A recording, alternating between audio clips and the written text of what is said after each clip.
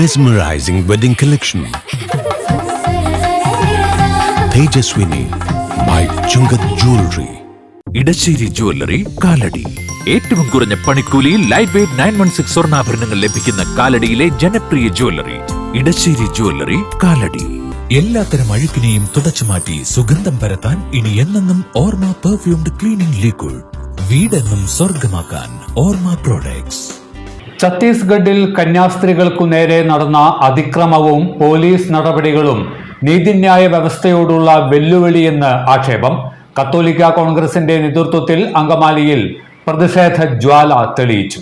അങ്കമാലി എളവൂർ സ്വദേശിനിയായ സിസ്റ്റർ പ്രീതി മേരി, തലശ്ശേരി സ്വദേശിനി sister Vandana Francis എന്നിവരെയാണ് ഛത്തീസ്ഗഡ് പോലീസ് അറസ്റ്റ് ചെയ്ത് ജയിലിൽ അടച്ചത്. മതപരിവർത്തനം, മനുഷ്യക്കടത്തടക്കമുള്ള കെട്ടിച്ചമച്ച കേസുകളാണ് കന്യാസ്ത്രീകൾക്കെതിരെ ചുമത്തിയതെന്ന ആക്ഷേപമാണ് ഉയരുന്നത്. ബജരംഗ് ദൾ പ്രവർത്തകർ കന്യാസ്ത്രീകളെ സമാന്തര ചോദ്യം ചെയ്യലിന് വിധേയമാക്കിയതായും ആരോപണമുയർന്നു.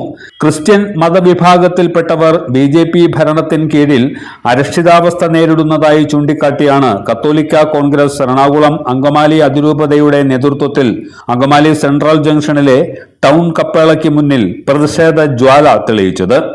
അതിരൂപത പ്രസിഡന്റ് SI തോമസ് ധർണ ഉദ്ഘാടനം ചെയ്തു. അവിടെ യാതൊരു രീതിയിലുള്ള മതപരിവർത്തനവും നടന്നിട്ടില്ല. അവിടെ സംഭവിച്ചത് എന്താണ്?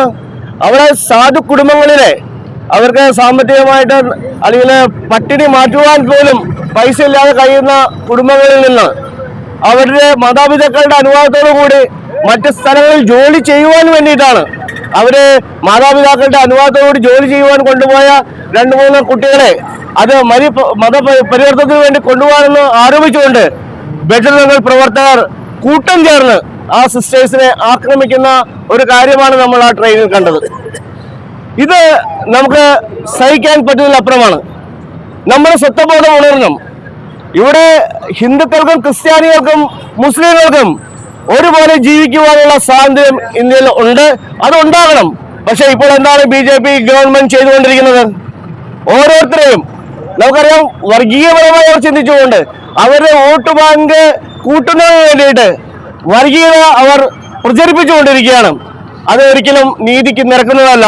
അതിൽ പ്രതിഷേധിച്ചുകൊണ്ടും ഈ കന്യാസ്ത്രീകൾക്ക് നീതി ലഭിക്കുന്നതിന് വേണ്ടിയിട്ടാണ് നമ്മൾ ഈ പ്രതിഷേധ സമരം ഇന്നിവിടെ നടത്തുന്നത്. ഇന്ന് നമ്മുടെ ബഹുമാനപ്പെട്ട അഭിവന്ദ്യ പിതാക്കന്മാർ മാർ റാഫേൽ തട്ടിൽ പിതാവും ആൻഡ്രൂസ് പിതാവും ഒപ്പം തോമസ് തറയിൽ പിതാവും ആ ഭവനം സന്ദർശിക്കുകയുണ്ടായി.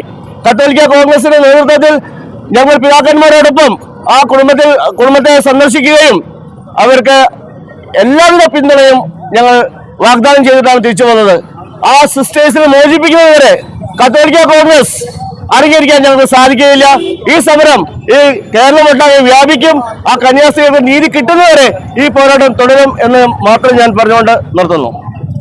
Global vice president Benny Antony, അതിരൂപത general secretary Baby John, treasurer Johnson Padayatti, global secretary Francis Moolan, കേന്ദ്ര വർക്കിംഗ് കമ്മിറ്റി അംഗം സെബാസ്റ്റ്യൻ ചെന്നേക്കാടൻ, അതിരൂപത vice president Jose Antony, secretary Sejo John, Biju Paul Nettikkadan, Prince Jose, Jacob Tharayil, PD Jandy എന്നിവർ പ്രസംഗിച്ചു.